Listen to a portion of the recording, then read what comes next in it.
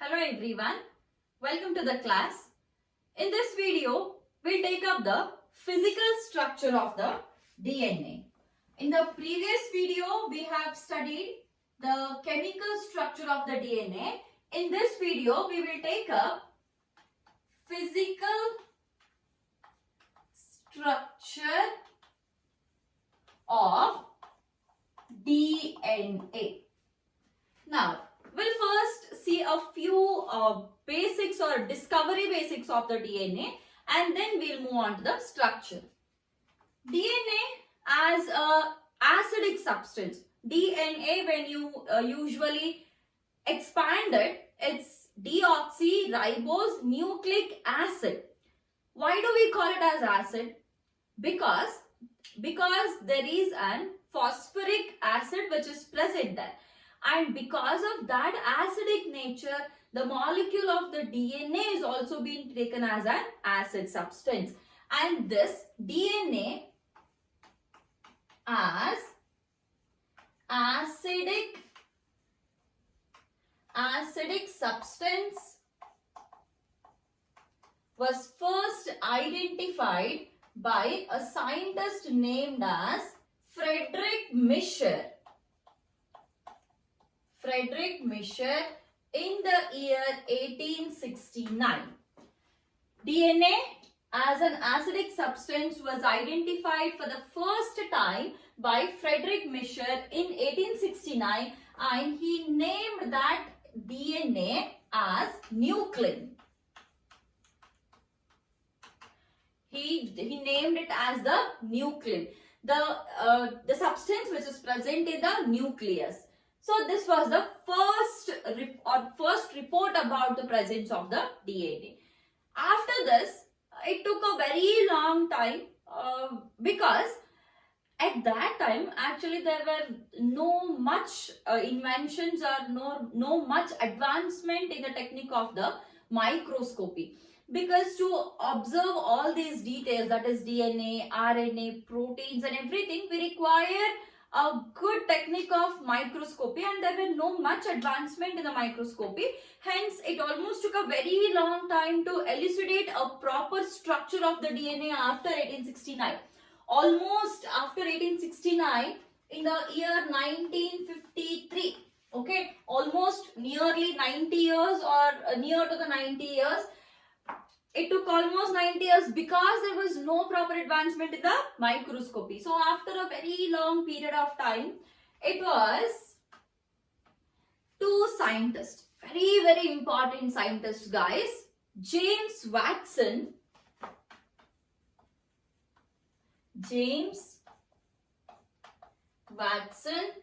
and Francis Crick. James Watson and Francis Crick, two important names in the year 1953. So they gave a proper structure of the DNA, which is being called as double helix,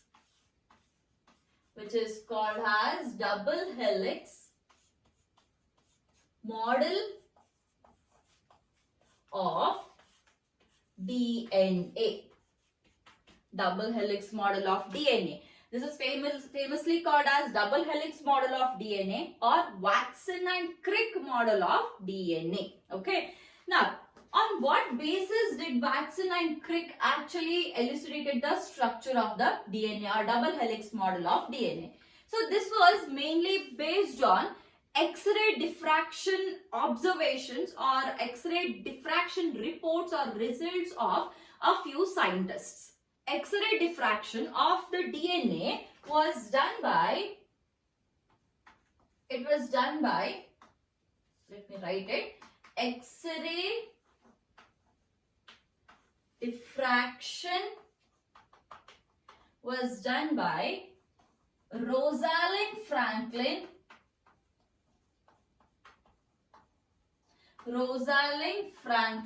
and Maurice Wilkins.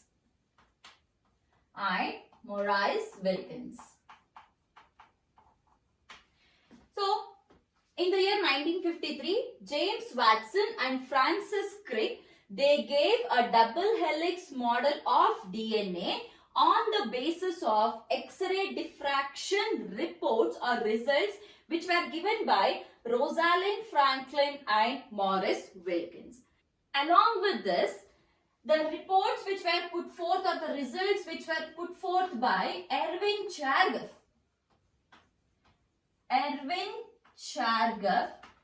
who actually proposed that adenine, guanine, thymine, cytosine, the ratios or the proportions of the adenine, guanine, thymine, cytosine was constant in a particular DNA. That is, the ratios between the adenine, guanine, thymine, cytosine, or we'll just take it as adenine and guanine and thymine and cytosine is constant and equal. However, we'll separately take up the Erwin Chargaff rule. Again, it is a 2 marks question. So, we'll separately take up the Erwin Chargaff rule when we go through the structure of the DNA, and there we will just pick up the rule exactly, as well as we will just solve a few numericals on it. So, now this is about the discovery of the DNA. So now we'll move on to the structural details of the DNA. The structure which we are studying is a double helix model of DNA, or which is otherwise called as Watson and Crick model of DNA. In the examination, they can ask a question as, give the double helix model of DNA or explain the Watson and Crick model of DNA with a neat label diagram. A short 5 marks question now. Guys, watch this video till the end, because at the end, even for the chemical structure of DNA as well as for the physical structure of DNA, I mean for the previous video as well as for this video, I will be giving the structure which is handwritten. I'll draw the diagram, and I've drawn the diagram already, and I'm posting it exactly after the explanation. So don't miss any part.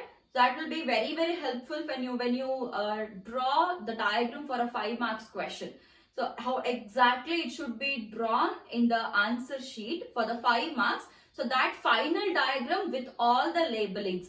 For the previous video, that is for the chemical structure of DNA, there also I'll be uploading it. And here also I'll be uploading, after the explanation, the proper double helix model of the DNA with all the labelings, exactly how you should write it for the 5 marks. So now moving on to the structure of the DNA. So this is the double helix model of DNA. So how you are supposed to draw it? See, always while drawing the double helix model of DNA, on one side I'll draw and the another side will have the labelings. While drawing, first just make a dotted line like this, a proper straight dotted line. A dotted line like this properly, very, very thin and very lightly dotted one. It should not be visible much. Have the dotted lines like this. Once you make the dotted lines, make sure they are in a proper line. Now, start it this way. See, the DNA which is, or the structure which is proposed by Watson and Crick, it is a B type of DNA. I'll write it here. It is a B DNA. There are different forms of DNA, A, B, C, D. So among them, B DNA is the most widely found DNA in the living cells. Hence, the structure which is illustrated by Watson and Crick is a B DNA, and this B DNA is a right hand coiled DNA. This is right hand coiled DNA. Hence, you should always start it from your right like this. So now,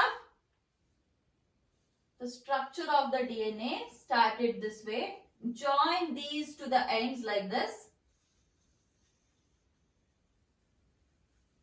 with the proper spaces. Okay. Now, make it double lined and crisscross it like this. You'll have to crisscross it like this. See, crisscrossing, you should be very careful. When you come here, after you come here, cross it like this and take it from the another side. Again, when you come here to the end, cross it like this and take it this way. Okay. Now, this is the first strand. To start with the second strand, see, second strand, just give some distance from here, from the inner side. Just take it like this.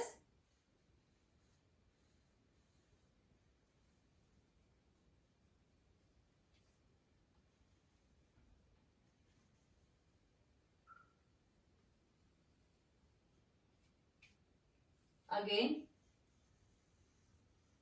the same space should be given.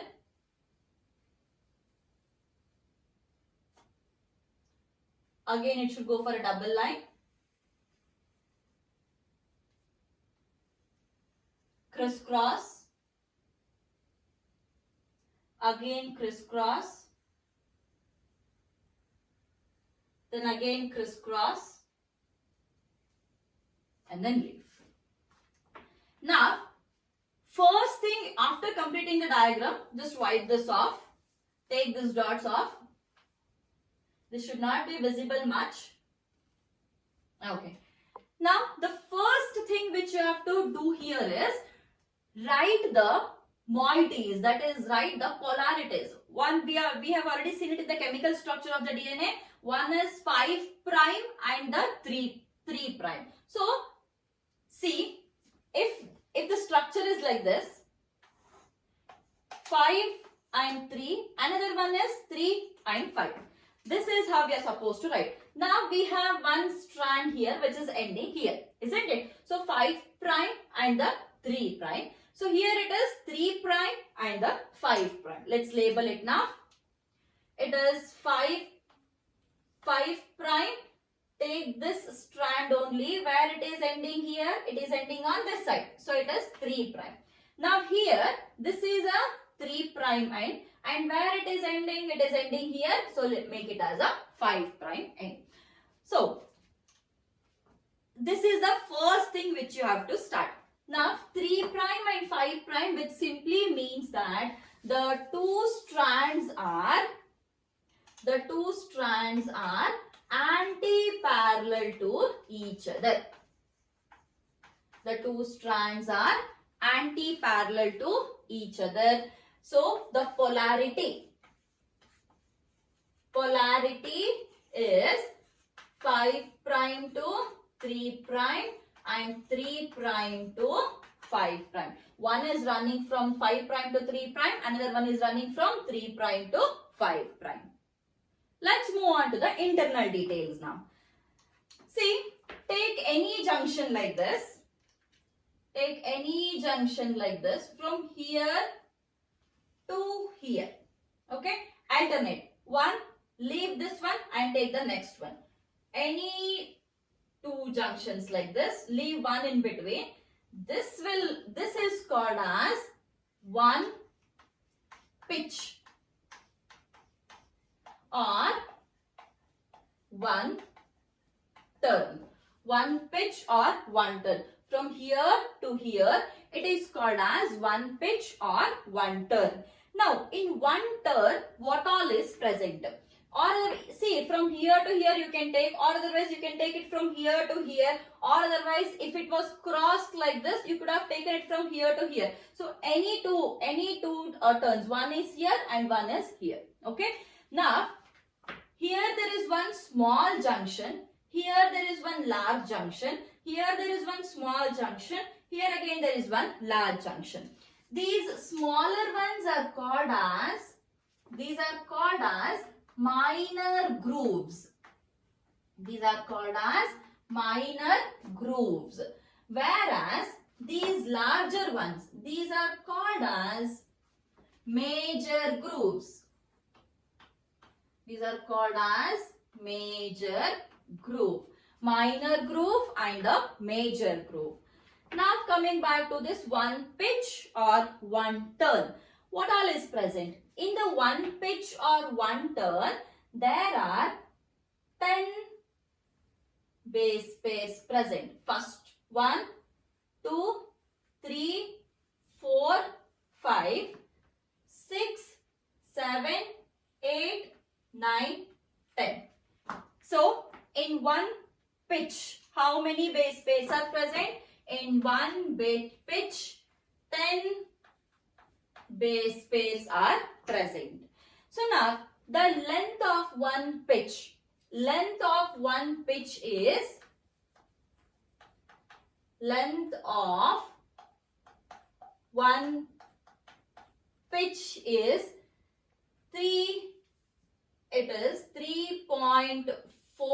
nanometers. It is 3.4 nanometers. Let me write it here. And 3 prime to 5 prime. Length of one pitch is 3.4 nanometers. Here, in one helix or one turn or one pitch, there are 10 base pairs. And from here to here, the length is 3.4. Then, since there are 10 base pairs, the distance between each base pair should be 3.4 divided by 10. Isn't it? The length of one turn is 3.4 nanometers. And in one turn, 10 base pairs are there. So, distance between each base pair. Distance between each base pair is 3.4 divided by 10, which is 0.34 nanometer. So now distance between each base pair, this distance is how much? It is 0.34 nanometers. Okay. Now coming to the degree. This is like one helix or one pitch or one turn. If you just write it separately, this is how it looks like. It is exactly a S shape, isn't it? It is exactly a S shape. Now, let's imagine here we have a circle, or we usually see those spring bangles which we play and which we usually get it in all the face, right? So, that spring bangle, if you cut it on one side, if this is one particular bangle, if you cut it, see exactly this is one bangle. If you cut it on one end, and if you, after cutting it, if you just drag it like this, okay, here the end is cut, here the end is cut. When you drag it, one comes up and one goes down. And if one comes up and one goes down, this is as good as a S shape, isn't it? See, here it is looking like a ulta S shape, but this is one S shape. So, if you again join it back, it is one again circle. If you again take it back, it is like a helix exactly, which is this, isn't it? See, if you just see, if you again join it, it becomes one circle. And if you again take it like this, it becomes one exactly S shape. And one circle is how much? One circle is 360 degree, isn't it? So now, here one turn or one pitch is 360 degree. Okay. However, there are 10 base pairs. One pitch is 360 degree. When it is taken like this, when it is taken like a S shape, that is when it has been a one turn, that case when there are 10 base pairs here, the angle of rotation between each base pair will be angle of rotation between each base pair is 360. How many base pairs are there? 10, which is 36 degrees. So, this is the information of one single pitch or one turn or one helix of the DNA. Okay. Now, the same thing you have to write it in the form of the statements also. As I've said, at the end of the explanation, I'll just post one written sheet there. There you can exactly find how you are supposed to write it for how you are supposed to present it for a 5 marks question. Okay. So, the double helix model of the DNA, this is 1 turn, and in 1 turn there are 10 base pairs. See, if you join it, it is called as a base pair. If you write it singly, then this is 1 base and this is 1 base. And when you join it, it is a base pair. Okay. Now, length of one pitch is 3.4 nanometers and distance between each base pair will be 3.4 divided by 10 because there are 10 base pairs, hence it is 0.34 nanometers. And then one pitch, it is 360 degrees, and angle of rotation between each base pair will be 360 divided by 10, that is a 36 degree. Now the backbone of the DNA, very very important again. Backbone. Backbone is sugar phosphate. Sugar phosphate. Where exactly the sugar and phosphate is present? We know that what attaches to the base, see this is a base, right? And the sugar attaches to the base, isn't it? So now what we shall do is, we'll draw how this is one sugar present here, this is one sugar present here, again a sugar, here also sugar. All these are sugars because the sugar attaches to the nitrogen base, isn't it? And when the sugar attaches to the nitrogen base, it is called as a nucleoside. One nucleoside attaches to the next nucleoside with the help of the phosphate present. This is the phosphate. When you add the phosphate, it becomes the nucleotide. So, sugar phosphate backbone. This is sugar phosphate backbone.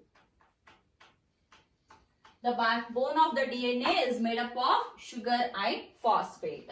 Now, one last thing which you have to draw here is diameter of the DNA. Diameter of the DNA is 2 nanometer, or many a times they have asked it in the form of the angstroms, that is 20 angstroms. 2 nanometers or 20 angstroms is the diameter of the DNA. Then one more thing, that is now the base pairing. Base pairing, it follows the Erwin-Chargaff rule. It follows the Erwin-Chargaff rule, and always adenine binds with thymine and guanine binds with cytosine. Adenine binds with thymine with 2 hydrogen bonds. Guanine binds with cytosine with the help of 3 hydrogen bonds. Okay. So base pairing, this follows the Erwin-Chargaff rule, and adenine binds with thymine with the help of 2 hydrogen bonds, and guanine binds with cytosine with the help of the 3 hydrogen bonds. These hydrogen bonds will confer the stability of the DNA structure. So this is about the double helix model of DNA, or otherwise which is called as Watson and Crick model of DNA. 5 marks question. So I have drawn it in a paper and I'm just posting it. So if you want to make a notes, then definitely you can copy it down. Now, this is about the physical structure or the double helix model or the Watson and Crick model. In the next video, we'll take up the Erwin-Chargaff rule separately, as well as we will also solve a few numericals or a few questions on the Erwin-Chargaff rule. So I'll see you guys in the next class. Thank you.